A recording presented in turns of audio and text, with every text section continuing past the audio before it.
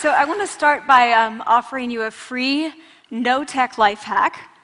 And all it requires of you is this, that you change your posture for 2 minutes.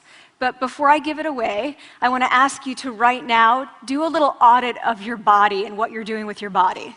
So how many of you are sort of making yourselves smaller? Maybe you're hunching, crossing your legs, maybe wrapping your ankles. Sometimes we hold on to our arms like this. Sometimes we spread out. I see you. So I want you to pay attention to what you're doing right now. We're going to come back to that in a few minutes, and I'm hoping that if you sort of learn to tweak this a little bit, it could significantly change the way your life unfolds.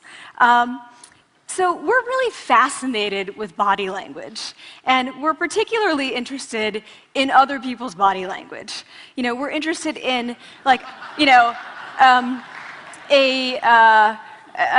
an awkward interaction, or a smile, or a contemptuous glance, or maybe a very awkward wink, or maybe even something like a handshake. Here they are arriving at number 10, and look at this lucky policeman gets to shake hands with the President of the United States. Oh, and here comes the Prime Minister of it. No.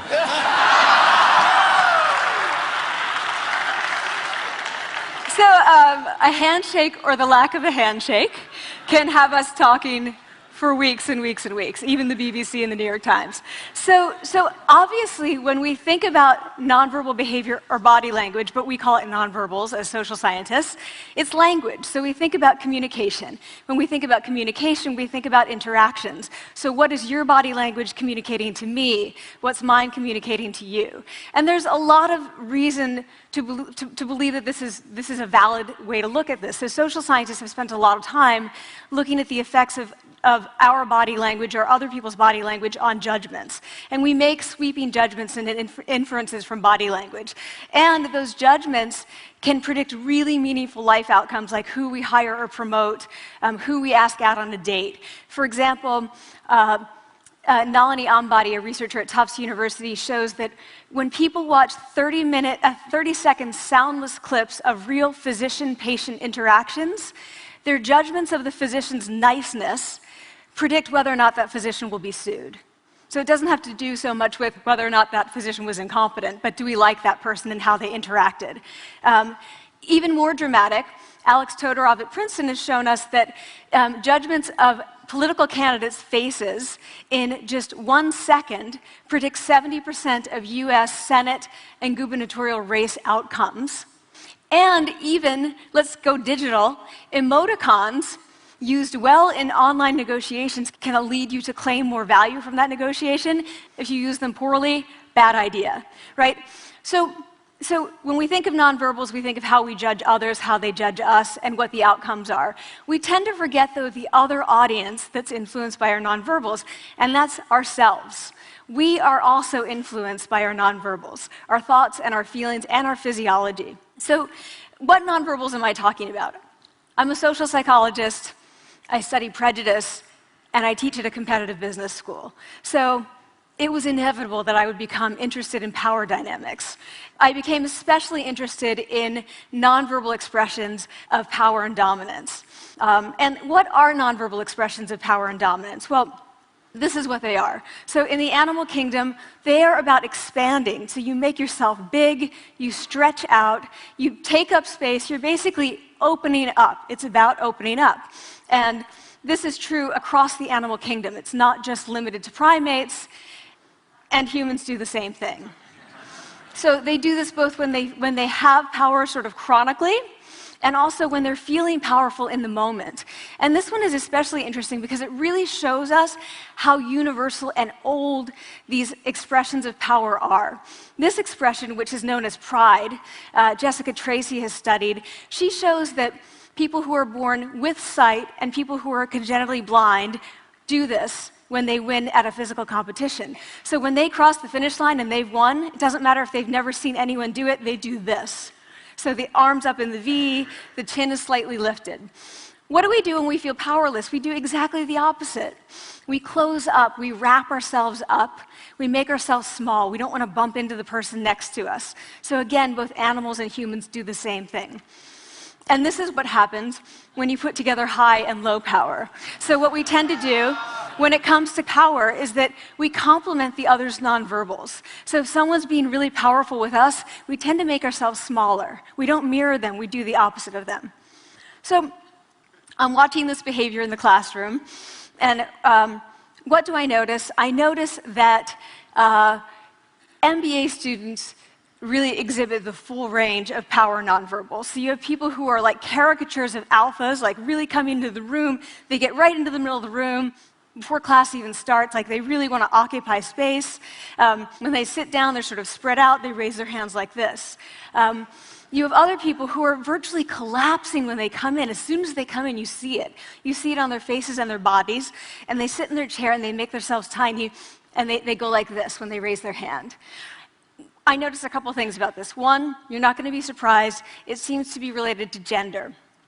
So women are much more likely to do this kind of thing than men. Women feel chronically less powerful than men, so this is not surprising. But the other thing I noticed is that it also seemed to be related to the extent to which the students were participating and how well they were participating. And this is really important in the MBA classroom because participation counts for half the grade. So business schools have been struggling with this gender grade gap. You get these equally qualified women and men coming in, and then you get these differences in grades, and it seems to be partly attributable to participation. So I started to wonder, okay, so you have these people coming in like this, and they're participating. Is it possible that we could get people to fake it, and would it lead them to participate more? So my main collaborator, Dana Carney, who's at Berkeley, and I really wanted to know, can you fake it till you make it? Like, can you do this just for a little while and actually experience a behavioral outcome that makes you seem more powerful? So we know that our nonverbals govern how other people think and feel about us. There's a lot of evidence, but our question really was, do our nonverbals govern how we think and feel about ourselves? There's some evidence that they do. So, for example, when we smile when we feel happy, but also when we're forced to smile by holding a pen in our teeth like this, it makes us feel happy. So it goes both ways. When it comes to power, it also goes both ways. So when you feel powerful, you're more likely to do this, but it's also possible that when you pretend to be powerful, you are more likely to actually feel powerful. So the second question really was, so we know that our minds change our bodies. Is it also true that our bodies change our minds? And when I say minds, in the case of the powerful, what am I talking about? So I'm talking about thoughts and feelings and the sort of physiological things that make up our thoughts and feelings. And in my case, that's hormones. I look at hormones. So what do the minds of the powerful versus the powerless look like? So powerful people tend to be, not surprisingly, more assertive and more confident, more optimistic. They actually feel that they're going to win even at games of chance. They also tend to be able to think more abstractly. So there are a lot of differences. They take more risks. There are a lot of differences between powerful and powerless people. Physiologically, there also are differences on two key hormones, testosterone, which is the dominance hormone, and cortisol, which is the stress hormone. So what we find is that high-power alpha males in primate hierarchies have high testosterone and low cortisol. And powerful and effective leaders also have high testosterone and low cortisol. So what does that mean? When you think about power, people tended to think only about testosterone because that was about dominance. But really, power is also about how you react to stress. So do you want the high-power leader that's dominant, high on testosterone, but really stress reactive? Probably not, right? You want the person who's powerful and assertive and dominant, but not very stress reactive, the person who's laid back. So we know that in primate hierarchies, if an alpha needs to take over, if an individual needs to take over an alpha role sort of suddenly, within a few days, that individual's testosterone has gone up significantly and his cortisol has dropped significantly. So we have this evidence, both that the body can shape the mind, at least at the facial level, and also that role changes can shape the mind. So what happens, okay, you take a role change, what happens if you do that at a really minimal level, like this tiny manipulation, this tiny intervention? For 2 minutes you say, I want you to stand like this, and it's going to make you feel more powerful.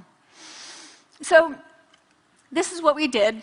We decided to bring people into the lab and run a little experiment. And these people adopted for 2 minutes either high power poses or low power poses. And I'm just going to show you 5 of the poses, although they took on only 2. So here's one, a couple more. This one has been dubbed the Wonder Woman by the media. Here are a couple more. So you can be standing or you can be sitting. And here are the low power poses. So you're folding up, you're making yourself small. This one is very low power. When you're touching your neck, you're really kind of protecting yourself. So this is what happens. They come in, they spit into a vial. We, for 2 minutes, say, you need to do this or this. They don't look at pictures of the poses. We don't want to prime them with the concept of power. We want them to be feeling power, right? So 2 minutes they do this. We then ask them, how powerful do you feel on a series of items? And then we give them an opportunity to gamble. And then we take another saliva sample. That's it. That's the whole experiment. So this is what we find. Risk tolerance, which is the gambling. What we find is that when you're in the high power pose condition, 86% of you will gamble. When you're in the low power pose condition, only 60%. And that's a pretty whopping significant difference. Here's what we find on testosterone. From their baseline when they come in, high-power people experience about a 20% increase, and low-power people experience about a 10% decrease. So again, 2 minutes and you get these changes. Here's what you get on cortisol.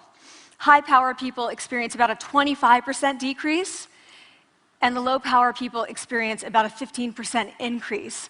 So 2 minutes lead to these hormonal changes that configure your brain to basically be either assertive, confident, and comfortable, or really stress reactive, and feeling sort of shut down. And we've all had that feeling, right? So it seems that our nonverbals do govern how we think and feel about ourselves. So it's not just others, but it's also ourselves. Also, our bodies change our minds. But the next question, of course, is, can power posing for a few minutes really change your life in meaningful ways? So this is in the lab, it's this little task, it's just a couple of minutes. Where can you actually apply this, which we cared about, of course.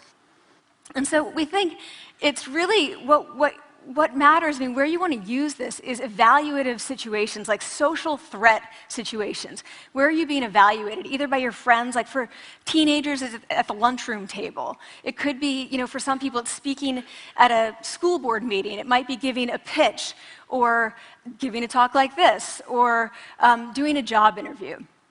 We decided that the one that most people could relate to, because most people had been through, was the job interview. So we published these findings, and the media are all over it, and they say, okay, so this is what you do when you go in for the job interview, right? So we were, of course, horrified, and said, oh my God, no, that's not what we meant at all, for numerous reasons. No, don't do that. Again, this is not about you talking to other people, it's you talking to yourself. What do you do before you go into a job interview? You do this. Right? You're sitting down, you're looking at your iPhone or your Android, not trying to leave anyone out. You're looking at your notes, you're hunching up, making yourself small, when really what you should be doing maybe is this, like in the bathroom, right? Do that, find 2 minutes. So that's what we want to test, okay? So we bring people into a lab, and they do either high or low power poses again. They go through a very stressful job interview. It's 5 minutes long. They are being recorded, they're being judged also, and the judges are trained to give no nonverbal feedback. So they look like this. Like, imagine this is the person interviewing you. So for 5 minutes, nothing. And this is worse than being heckled. People hate this. It's what Marianne LaFrance calls standing in social quicksand. So this really spikes your cortisol. So this is the job interview we put them through, because we really wanted to see what happened. We then have these coders look at these tapes, 4 of them. They're blind to the hypothesis, they're blind to the conditions. They have no idea who's been posing in what pose. And they end up looking at these sets of tapes, and they say, oh, we want to hire these people, all the high-power posers. We don't want to hire these people. We also evaluate these people much more positively overall. But what's driving it? It's not about the content of the speech. It's about the presence that they're bringing to the speech. We also, because we rate them on all these variables related to sort of competence, like how well structured is the speech? How good is it? What are their qualifications? No effect on those things. This is what's affected, these kinds of things. People are bringing their true selves, basically. They're bringing themselves. They bring their ideas, but as themselves, with no residue over them. So this is what's driving the effect or mediating the effect. So when I tell people about this, that our bodies change our minds and our minds can change our behavior and our behavior can change our outcomes, they say to me, it feels fake, right? So I said fake it till you make it. Like, it's not me. Like, I don't want to get there and then still feel like a fraud. I don't want to feel like an imposter. I don't want to get there only to feel like I'm not supposed to be here. And that really resonated with me because I want to tell you a little story about being an imposter and feeling like I'm not supposed to be here. When I was 19, I was in a really bad car accident. I was thrown out of a car, rolled several times. I was thrown from the car, and I woke up in a head injury rehab ward. And I had been withdrawn from college, and I learned that my IQ had dropped by 2 standard deviations, which was very traumatic. I knew my IQ because I had identified with being smart, and I had been called gifted as a child. So I'm taken out of college. I keep trying to go back. They say, you're not going to finish college. Like, just, there are other things for you to do, but that's not going to work out for you. So I really struggled with this. And I have to say, having your identity taken from you, your core identity, and for me it was being smart, having that taken from you, there's nothing that leaves you feeling more powerless than that. So I felt entirely powerless. I worked and worked and worked, and I got lucky and worked and got lucky and worked. Eventually, I graduated from college. It took me 4 years longer than my peers. And I convinced someone, my angel advisor, Susan Fisk, to take me on. And so I ended up at Princeton, and I was like, I am not supposed to be here. I am an imposter. And the night before my first year talk, and the first year talk at Princeton is a 20-minute talk to 20 people. That's it. I was so afraid of being found out the next day that I called her and said, I'm quitting. She was like, you are not quitting, because I took a gamble on you and you're staying. You're going to stay, and this is what you're going to do. You're going to fake it. You're going to do every talk that you ever get asked to do. You're just going to do it and do it and do it, even if you're terrified and just paralyzed and having an out-of-body experience until you have this moment where you say, oh my gosh, I'm doing it. Like, I have become this. I am actually doing this. So that's what I did. 5 years in grad school. A few years, I'm at Northwestern. I moved to Harvard. I'm at Harvard. I'm not really thinking about it anymore, but for a long time I had been thinking, not supposed to be here, not supposed to be here.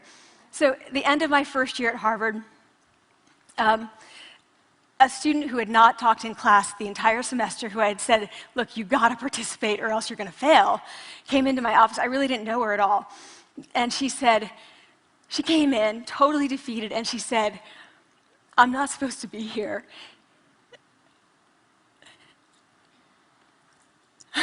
And that was the moment for me, because 2 things happened. One was that I realized, oh my gosh, I don't feel like that anymore.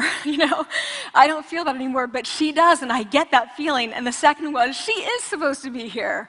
Like, she can fake it, she can become it. So I was like, yes, you are. You are supposed to be here, and tomorrow you're going to fake it, you're going to make yourself powerful, and, you're going to...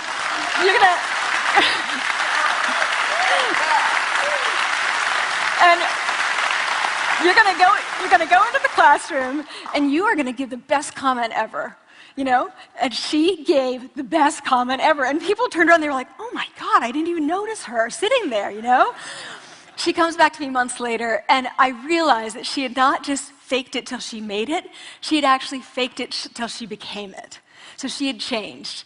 And so I want to say to you, don't fake it till you make it, fake it till you become it. It's not do it enough until you actually become it and internalize. The last thing I want to leave you with is this. Tiny tweaks can lead to big changes. So this is 2 minutes. 2 minutes, 2 minutes, 2 minutes. Before you go into the next stressful evaluative situation, For 2 minutes, try doing this in the elevator, in a bathroom stall, at your desk behind closed doors. That's what you want to do. Configure your brain to cope the best in that situation. Get your testosterone up, get your cortisol down. Don't leave that situation feeling like, oh, I didn't show them who I am.